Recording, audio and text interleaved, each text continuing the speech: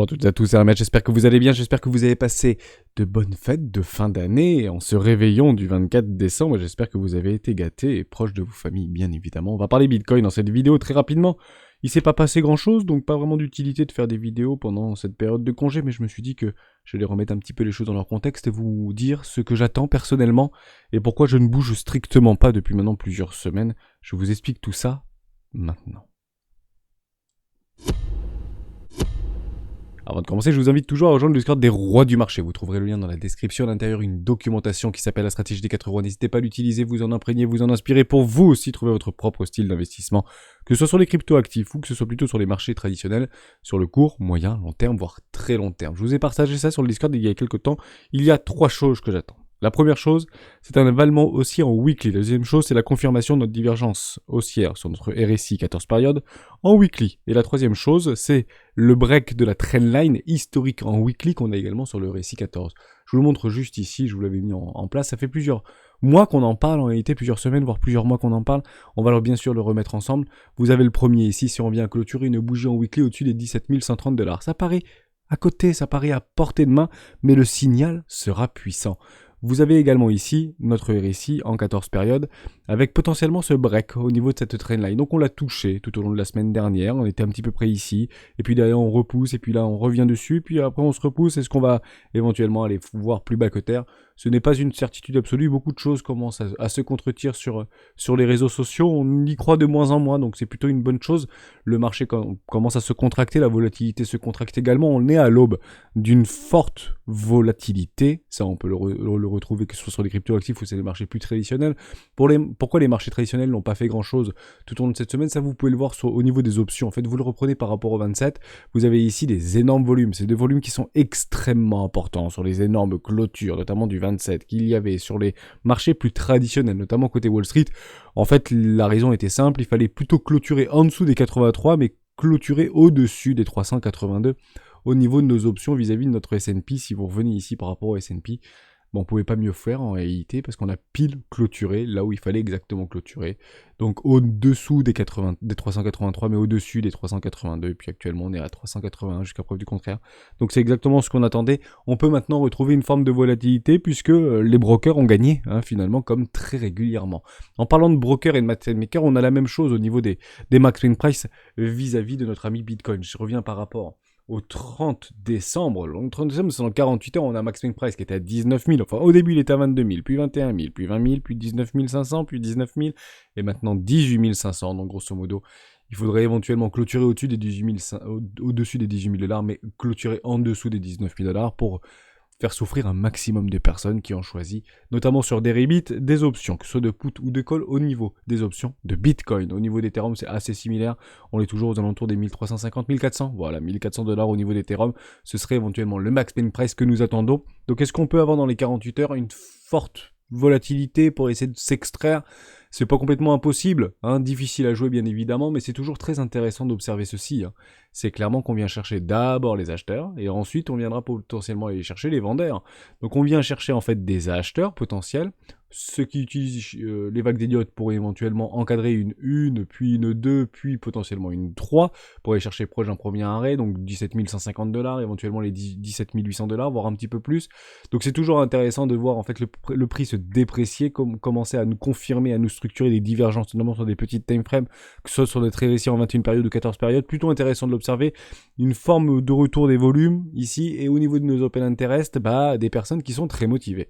On le voit ici depuis quelques heures maintenant, donc depuis le 27, on a eu une explosion au niveau des open interest. On est venu chercher beaucoup d'acheteurs en levier ici, des leviers x100, x50, x70, etc. Mais on voit qu'il y a autant d'acheteurs que de vendeurs. Évidemment, quand vous avez une appréciation au niveau des open interest, partez du principe que lorsqu'il y a un acheteur, il y a automatiquement un vendeur derrière. C'est toujours pareil, et on voit en fait cet open interest s'apprécier. Donc il y a autant de vendeurs que d'acheteurs sur ce marché qui commencent à prendre des positions, notamment à levier. On a un funding relativement équilibré, plutôt négatif de mon côté, mais c'est très représentatif et très personnel. On est plutôt négatif pour moi. On a des spreads toujours négatifs, donc les institutionnels ne voient pas d'un bon œil sur des contrats futurs à 3 mois, etc. au niveau des forwards. Donc les spreads plutôt négatifs, donc pour l'instant, c'est pas ultra haussier. On a un CVD spot qui continue à se déprécier, un CVD sur des contrats futurs qui continue à se déprécier, éventuellement dans l'attente d'une résolution par rapport à ce range qui dure maintenant depuis plusieurs jours, voire semaines pour le coup, par rapport à notre ami Bitcoin. Mais c'est toujours intéressant de l'observer. Ces retours au niveau des open interest, une dépréciation au niveau du prix. Généralement, on vient chercher les acheteurs à découvert, et puis derrière, on ira chercher très probablement les vendeurs en levier d'achat, en levier de vente. Pardon. Ça, je pense que c'était super important. Avant de parler de plein de petites news, que je trouvais ça très intéressant de vous en parler, j'aimerais juste vous remontrer au niveau d'Ichimoku Kinkuyo, nous avons des bloqueurs. Juste ici, on va revenir sur Bitcoin. On reste en daily, on est actuellement sur notre Tenkan juste Kinjun un petit peu plus haut, mais Tenkan juste là, on est en train de bloquer. On clôture pas en fait en dessous, on est plutôt en train d'observer cette bougie, ce serait bien qu'on vienne clôturer au minimum à 16 723 à la fin de la journée. On est actuellement dans un enfoncement, on arrive dans un enfoncement, de la puissance se survente ici, donc RAS pour le coup, mais faites très attention parce que ce sera très difficile à passer ici. En réalité, vous avez Kinjun, haut de nuage, SSB, SSA, donc SSB ici, SSA ici, ça va pas être de la tarte. Donc partez du principe qu'un retour à 17 400$ pour éventuellement aller chercher pas mal de vendeurs à découvert pour après potentiellement aller voir beaucoup plus bas n'est pas complètement à exclure. Vous avez exactement la même chose en 4 heures, mais ça c'est plutôt intéressant de l'observer. Pourquoi ? Parce que vous avez un petit nuage ici qui est plutôt fin pour aller éventuellement nous faire cette fameuse excursion pour aller chercher les 17 400$. Donc on est sur des petites time frames, on est sur des petits mouvements de volatilité, c'est normal, la volatilité se contracte actuellement. Donc pas plus de choses à dire puisque il y aura probablement pas beaucoup de choses qui vont se passer d'ici quelques jours, jusqu'à preuve du contraire, et évidemment. Je vous montre juste ici, au niveau de notre Ichimoku Kinkuyo, maintenant au weekly, c'est baissier. Quand vous voyez ce type de choses, vous avez le nuage, il est rouge. SSB. Vous avez une Kinjun ici qui est en dessous, qui est au-dessus du prix. Vous avez une Tenkan ici qui est au-dessus du prix. Vous avez une Shikunspan ici qui est en dessous du prix. Bon, partez du principe qu'il n'y a pas plus baissier dans la visualisation qu'on a aujourd'hui sur Ichimoku Kinkuyo en weekly, notamment sur notre crypto-actif préféré qui s'appelle Bitcoin. Ce n'est pas bullish l'histoire. Il faudra du temps, il faudra de la force, il faudra des news pour pouvoir retourner ce marché. Et des news, il ne faut pas se dire, mais il y en a quand même pas mal. La première chose que je vous ai remontré dans le Discord, on a pas mal discuté dans le Discord des rois du marché, c'est ici, au niveau de la confluence qu'il y a par rapport à la distribution des, ce qu'on appelle des transferts de mains, des mains faibles aux mains fortes, avec près de 8% du supply qui ont été redistribués aux alentours des 16 800$, 16 900$. Donc on peut partir du principe que ceci est une forte résistance, ou en tout cas il y a un fort support qui sera très probablement défendu par cette smart money qui souhaite défendre leur prix d'entrée. C'est le but du jeu, hein, toujours la même chose. Donc je pars du principe que acheter sur ces niveaux de prix, donc en dessous des 17 000$, n'est pas une mauvaise entrée. Pourquoi ? Puisqu'il y a des très gros portefeuilles, on compte en milliards de dollars, qui se sont positionnés sur ces prix-là à 17 000$. Alors ce qui est intéressant aussi, c'est, on le dit comme ça, mais prenez du temps et prenez du recul. On se remet mi-2023, fin 2023, il y a eu une année qui s'est écoulée et puis Bitcoin serait à 52 000$. Partez du principe que les grosses mains, et la majorité des grosses mains, se seront possiblement positionnées à 17 000$. Il faut le savoir. Voilà, donc partez du principe que plus on s'écartera du prix à la hausse de 17 000$, plus ces grosses mains-là seront en gain, bien évidemment. Et c'est pour ça que si vous voulez ressembler à des baleines, comportez-vous comme des baleines, et acheter sur ces niveaux de prix n'est pas complètement délirant, bien évidemment. J'ai bien aimé aussi ce petit tweet, je sais plus qui c'est qui l'avait partagé, par rapport au Bitcoin halving. Bon, on est qu'au 4e halving, donc détendons-nous, parce qu'il y en a encore un gros paquet qui vont arriver derrière, et c'est vrai que ça fait toujours sourire, ça prend un petit peu de recul, mais en fait, ça nous rappelle qu'on est vraiment au début de rien aujourd'hui, et qu'il faut prendre tout simplement notre mal en patience, se positionner et suivre notre stratégie, sans pour autant se soumettre à nos émotions et à nos sentiments. On est au début de rien. On est qu'au 4e halving. On rigole, mais c'est ridicule, pour être tout à fait honnête. Alors il est vrai aussi que on a l'impression que c'est très peu, en fait, 6,25 Bitcoin par rapport au prix qu'on aurait pu éventuellement encadrer il y a encore quelques mois en arrière, voire il y a un an jour pour jour. Aujourd'hui, on était plus près des 40 000$, voire 45 000$. Et on fait souvent cette comparaison par rapport au hash rate. Mais le hash rate continue à se débrancher aujourd'hui, il continue à se décliner. On a perdu près de 10% du hash rate et qui s'est réactualisé tous les 7 jours généralement. Partez du principe que Scientic est parti, il y en a des Argo va partir, beaucoup de très gros mineurs vont partir, et la difficulté va se rééquilibrer. Donc ça veut dire que ceux qui sont encore là vont profiter de ces blocs reward, si vous voulez, de 6,25 Bitcoin jusqu'au prochain build 2024, mais ils vont continuer en fait à eux gagner de l'argent. plus la difficulté va descendre, plus le coût entre guillemets d'électricité nécessaire pour pouvoir récompenser vis-à-vis du retour sur investissement du fameux ROI va également descendre, et automatiquement ce prix actuellement des 17 000 $ par rapport à un taux d'HRET extrêmement important semble très faible, mais peut-être que d'ici 3 mois il semblera plutôt avantageux. Et d'autres mineurs pourront à ce moment-là rebrancher à ce moment-là. On sait très bien que les Texans sont en train de débrancher pour pouvoir rediriger partout aux États-Unis l'électricité, puisqu'ils sont dans un cyclone de froid là-bas, ça descend à moins 60 degrés, on a vu des iguanes tomber des arbres, alors c'est quand même assez incroyable ce qui est en train de se passer aux États-Unis. Et je leur souhaite tout le courage du monde, et bien évidemment, et de la patience, parce que je trouve ça normal qu'ils débranchent au niveau des mineurs pour essayer de concentrer l'intégralité des ressources énergétiques aux États-Unis, même s'ils sont clairement pas en pénurie, vers des villes qui ont le plus besoin, bien évidemment. Donc ça juste se remettre dans le contexte, on est au début de rien, et jusqu'à preuve du contraire, tout va bien. Également ça, c'est beaucoup partagé maintenant sur Twitter, ça passe en boucle, les fameuses règles des 4 ans. Hein, vous avez une grosse bougie rouge, 3 ans en bougie verte, donc c'est des clôtures en annuel ici, puis une bougie rouge, plus 3 bougies vertes, plus une grosse bougie rouge, donc on partons sur 3 bougies vertes. Why not? Pourquoi pas? Suivons-le. Vous avez ici pas mal de partages qui en fait ressemblent à du bon sens. Ça me fait toujours beaucoup sourire quand je retrouve ce type de charte, parce qu'il y a encore 6 mois en arrière, on pensait pas les revoir, ces types de chartes-là, mais bon, finalement, on les voit, on les constate, hein, tout simplement, et c'est toujours la même chose, c'est toujours des périodes de bon sens. Alors, il y en a beaucoup qui disent, et qui pensent qu'ils vont faire all-in sur les 10 000 $, 8 000 $, il est possible que Bitcoin arrive sur les 8 000 $, qui viennent peut-être même plus bas, et voire qui tombent à zéro, mais ce sera des problèmes protocolaires. Au moment où Bitcoin passera sous les 3 000 $, croyez-moi, je ne voudrais plus de Bitcoin. Et vous non plus, vous voudrez plus de Bitcoin. Ce ne sera pas une opportunité. Terra Luna à quelques centimes de dollars n'est pas une opportunité. Hein, c'est très important, c'est un problème protocolaire.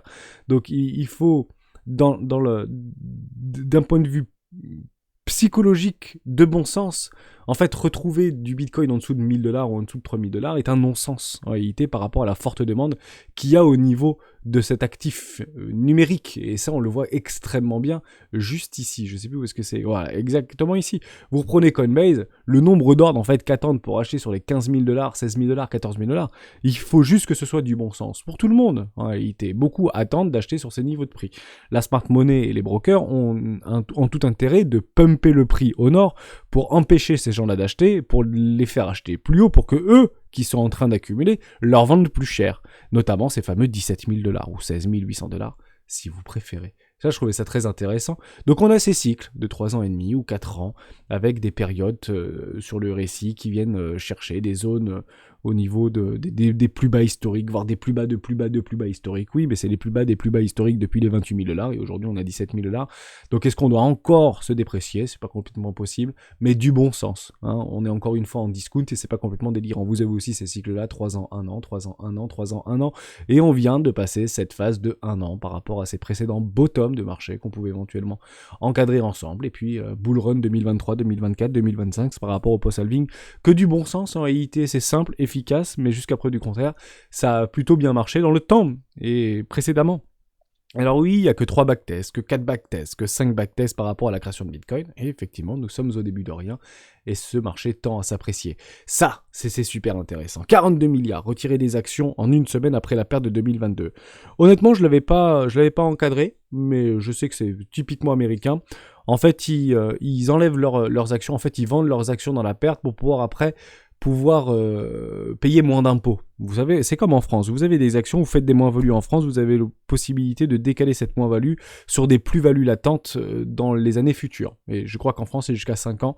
Je pense que c'est assez similaire aux États-Unis, hein, ou peut-être qu'aux États-Unis, c'est illimité d'ailleurs. Il n'y a pas vraiment de barème de montant, etc. aux États-Unis. C'est vous faites des pertes, vous pouvez en fait la mettre en fait dans les profits futurs, si vous voulez. Et on voit qu'il y a eu 42 milliards retirés d'actions en une semaine après des pertes de 2022. Et c'est clairement, en fait, parce qu'on arrive proche de la fin de l'année fiscale, finalement. Et ces gens-là, en fait, vont éventuellement valider des pertes pour derrière les mettre en profit. Et pour ne pas payer d'impôts. Donc c'est clairement stratégique. Je ne dis pas que c'est complètement délirant, mais c'est clairement pas quelque chose que j'avais anticipé par rapport à ce débouclage. Alors vous voyez 42 milliards hein, au niveau du S&P 500, bon ça fait pas grand chose, hein. On est d'accord, hein, on reste complètement sur des niveaux complètement cristallins vis-à-vis du cours Donc ça paraît beaucoup, mais 1000 milliards de dollars sur Wall Street, c'est 10% de valorisation, enfin c'est 10% de fluctuation, bien évidemment. L'année 2022, des investissements records dans la crypto. Les capital risqueurs le confirment. L'année 2022, la pire année qui soit sur les marchés financiers ou c'est dans les marchés cryptoactifs en termes de valorisation des entreprises, notamment technologiques. C'est la pire. Vous prenez Meta, vous prenez Tesla, vous prenez tout ce que vous voulez, vous prenez Zoom, vous prenez toutes ces actions tech qui ont fait le bonheur de tant d'investisseurs particuliers, amateurs et professionnels. Aujourd'hui, on se retrouve dans une situation incroyablement néfaste par rapport à ce qui est en train de se passer vis-à-vis de Wall Street, par rapport aux valeurs technologiques, et la crypto a eu, entre guillemets, son lot, entre guillemets, de désagréments. Et partez du principe que c'est aussi l'année 2022, une année record au niveau des capital risqueurs. On parle de 36 milliards de dollars de levée de fonds au sein des projets crypto en tant que tels. Alors après, à l'intérieur, vous pouvez y mettre des tokens, vous pouvez y mettre directement des fonds propres, vous pouvez directement y mettre ce que vous voulez. Vous pouvez aussi y mettre des actions, des parts du capital, comment c'est monté, etc. Pas de problème avec ça. Mais partez du principe que s'il n'y avait pas eu ces fameux signes noirs, on aurait pu avoir beaucoup plus que ça. Pourquoi ? Parce qu'on s'est aperçu que les plus gros investissements se sont faits dans la première descente, si vous voulez, de l'année 2022. Et puis après, ça a commencé à se décliner. Mais ça reste quand même très intéressant. On voit ici encore 1 milliard, encore 2 milliards, encore 3, 4 milliards depuis l'année septembre, alors qu'on était quand même dans le dur depuis le mois de septembre, sans aucun problème. Et ça, il faut vraiment pas se mentir. Partir du principe que ce sont des milliards qui sont levés chaque année. Et c'est un record historique, encore une fois, par rapport à cette année 2022. Donc si nous, on envoie qui est la fin du monde, eux envoient des opportunités en or, des opportunités d'une vie. Partez du principe que 40 milliards ou 30 milliards, ce n'est pas énorme. Hein, c'est quand même relativement limité. C'est juste par rapport à la croissance qu'il y a vis-à-vis des années précédentes. Aujourd'hui, ces capital risqueurs commencent réellement à s'intéresser à ces projets crypto. Et ça, on le dit, on le redit, et je pense que ça ira dans le bon sens. On verra, je pense qu'on dépassera allègrement d'ici 2025 les 100 milliards de dollars d'investissement au niveau des capital risqueurs vis-à-vis des projets crypto. Je pense que c'est qu'une question de temps. Vous avez également ça. BlackRock passe sous les 5% du capital d'Orange. Alors je trouvais ça intéressant de vous en parler. Pourquoi ?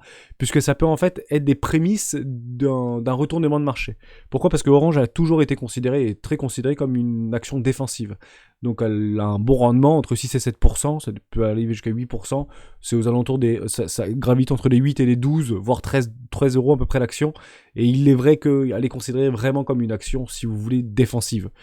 Pas comme une action de croissance. Donc ça ne veut pas dire que les objectifs de cours ne sont pas à 20, 22, 26, etc. Après, vous jouez éventuellement vos setups, mais partez du principe que je trouve ça toujours intéressant de le relever, parce que si BlackRock commence, entre guillemets, à boucler ses positions, notamment sur Orange, hein, il est passé en dessous des 5% de capital, je trouve ça intéressant, parce que ça peut éventuellement dire que ces capitaux vont être redirigés vers des actions peut-être un petit peu plus croissantes, tout simplement. Ça aussi, c'est super intéressant. Je trouve ça juste dingue à chaque fois de lire ce type de choses qui passent dans mon fil d'actualité, je voulais vraiment vous en parler. Après l'invasion de l'Ukraine, Taïwan se prépare à affronter la Chine. Bon, grosso modo, ils sont en train de s'armer de façon assez prenante au niveau de Taïwan vis-à-vis des États-Unis. On parle d'un contrat de 10 milliards de dollars d'ici 2027, mais pourquoi 2027 et pourquoi ce contrat de 2 milliards par an vis-à-vis de Taïwan par rapport au risque de l'invasion chinoise ?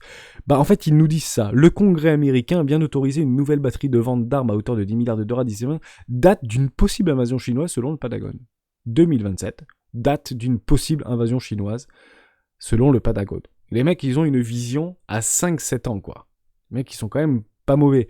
Alors je me dis, je prends toujours de recul parce que comme c'est quelque chose qui peut éventuellement être palpable par rapport à ce qui s'est passé en Ukraine, et ce qui est en train de se passer en Ukraine, et ce qui est dramatique, et ce qui pourrait potentiellement se passer à Taïwan, qui mettrait vraiment à mal beaucoup d'industries, notamment américaines, par rapport aux microcomposants, bien qu'il y ait beaucoup d'entreprises aujourd'hui qui reviennent aux États-Unis sur le sol américain, notamment sur les microcomposants. D'ailleurs, Warren Buffett a investi dans pas mal de boîtes dans ce sens-là, parce qu'ils revenaient aux États-Unis, ou parce qu'ils venaient aux États-Unis. Ce sont des entreprises de très haute technologie qui sont très plébiscités, notamment par le gouvernement en place aux États-Unis, par Biden, le gouvernement Biden, qui a, je crois, lâché 250 ou 300 milliards de dollars pour les faire venir sur le sol américain. Et je trouvais ça plutôt intéressant, puisqu'il y a peut-être des opportunités, mais par rapport au temps qui va passer entre aujourd'hui et 2027 sur une possible, entre guillemets, invasion chinoise, je pense que la plupart des industries de haute technologie qui se trouvent actuellement sur le sol de Taïwan ne seront plus à Taïwan. Voilà, je vous le dis très franchement, je pense que ce sera plus un problème. Aujourd'hui, c'est un problème. Si vous voulez Taïwan, par rapport aux microcomposants, par rapport à Foxconn, par rapport... en fait, Taïwan a des entreprises qui sont le seul à construire ce type de composants. Et qui aujourd'hui est dans quasiment tous nos ordinateurs, tous nos smartphones et tous nos trucs comme ça. Donc partez du principe que c'est un point stratégique mondial aujourd'hui, vis-à-vis de Taïwan. Je pense que d'ici 2027, ce ne le sera plus. Hein, je pense qu'aujourd'hui, on est en train de se réorganiser. D'ailleurs, depuis le Covid, je pense que même l'Europe est en train de se réindustrialiser, notamment sur les nouvelles technologies de demain, bien évidemment. Je trouvais ça vraiment intéressant de vous le dire, puisque encore une fois, beaucoup de biais psychologiques par rapport à Taïwan, par rapport au conflit, par rapport à tout ce que vous voulez, qui finalement n'est pas forcément que du FUD, mais qui ne doit pas être aujourd'hui considéré comme quelque chose de directionnel vis-à-vis du marché, évidemment. On finit sur un tout petit... Non, je finirai même pas là-dessus. Je voulais vous en parler, mais je trouvais ça... Allez, je vous en parle, mais j'en fais pas la publicité. C'est juste ça. Vous avez IMPT. Alors IMPT, c'est un projet blockchain, peut-être intéressant, je ne sais pas, je n'ai pas trop fouillé, ça m'a juste fait sourire par rapport à leur listing. Donc ça a été listé très très récemment.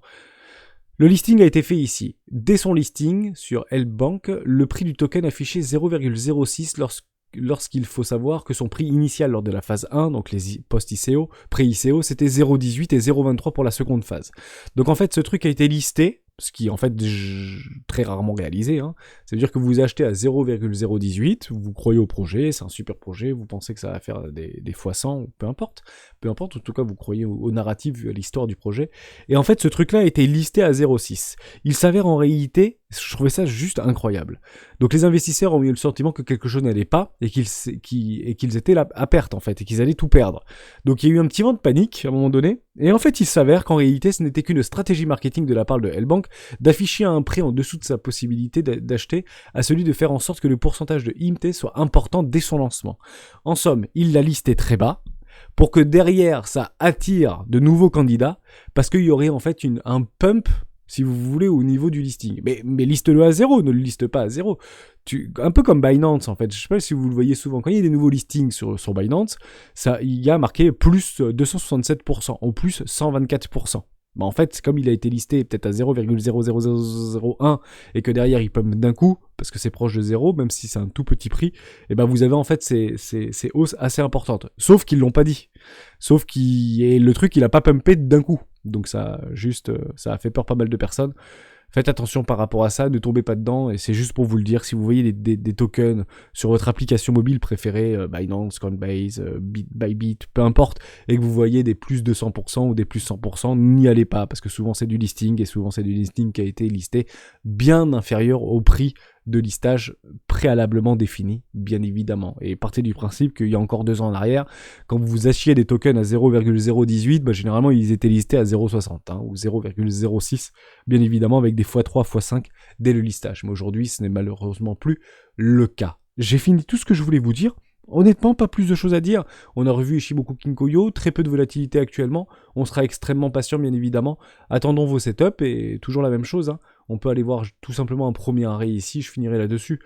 Donc c'est toujours pareil. Ichimoku Kinkoyo, les vagues d'Elliott, tout ce que vous voulez, les bordes de Boulanger, etc.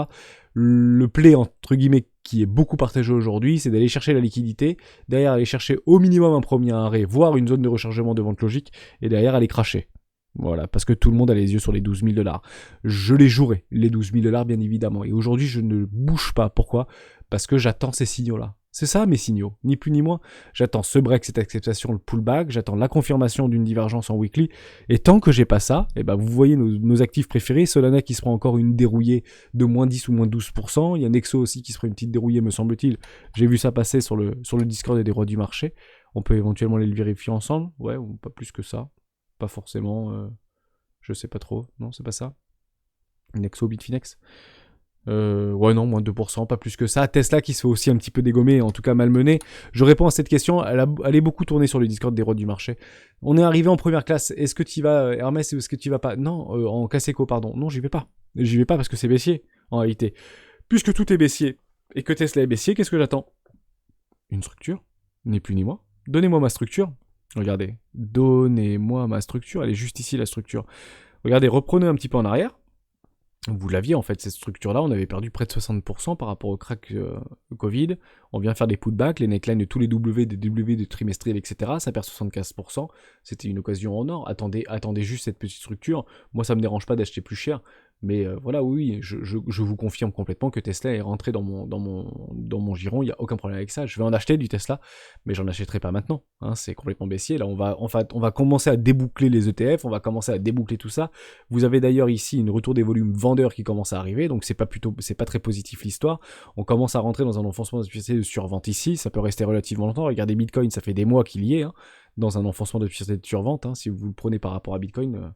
C'est dur quoi, hein. Vous y êtes depuis longtemps, et puis depuis qu'il est rentré en absurdité de survente, le machin il a perdu encore 60%, donc soyez très vigilants par rapport à ça. Mais non, il n'y a pas de problème avec ça. Oui, pour Tesla, mais pas à ce prix-là, puisque je pense que je peux en acheter moins cher. Et tant que je n'ai pas de structure de confirmation ou de retournement, un petit peu comme Coinbase. Si vous voulez Coinbase, on est acheté sur un investissement. Et je pense que c'est un bon investissement. Bon, oui, j'ai perdu de l'argent. Oui, vous avez raison. Mais regardez, j'ai acheté les bas-fonds du désespoir, parce qu'on a vu des structures qui avaient été données. Ici, vous avez une structure, ici, W Weekly, dans un W Weekly, dans un énorme W Weekly, voire un W, il n'est pas mensuel, mais vous avez compris l'idée. Et je me suis dit, je vais en racheter. Bon, finalement, je l'ai acheté sur cette mèche-là, par rapport à déséquilibre. Ici, il y avait un joli déséquilibre et j'ai acheté le déséquilibre. Franchement, j'étais plutôt bien pendant des mois entiers là. 1 semaine, 2 semaines, 3 semaines, 4 semaines, bon, 5 semaines, ça se déprécie.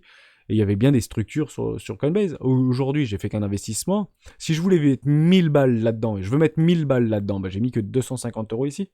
Donc vous voyez qu'il me reste encore 750 € pour acheter du Coinbase. Qu'est-ce que j'attendrai?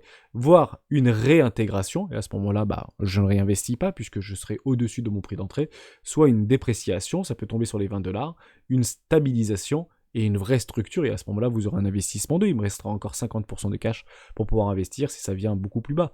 Bon, si ça tombe en dessous des 20, je commence à un petit peu avoir peur, parce qu'on rentrera dans des PER qui sont juste délirants. On rentre quand même sur 32$ l'action, vous regardez un petit peu vos ratios sur les valeurs technologiques qu'il y a d'antan par rapport à d'autres structures ou d'autres sociétés, ça commence à devenir super intéressant. Le point final, je crois que c'est les 26$, le truc qui est, entre guillemets, l'occasion en or. Mais c'est très psychologique. Voilà, on est en train de déboucler les positions, il y a ARK qui est en train de se faire un petit peu dégommer. Je suis pas complètement étonné de ce qui est en train de se passer, le marché est très extrêmement baissier. Que faire ? Rien, il n'y a strictement rien à faire. Attendons des structures de retournement et attendons patiemment nos conditions et de trade ou d'investissement, que ce soit sur le court ou moyen long terme, bien évidemment. Merci à tous d'avoir suivi cette vidéo jusqu'au bout. On se retrouve très bientôt, peut-être demain, dans une prochaine vidéo d'Héros du Bitcoin.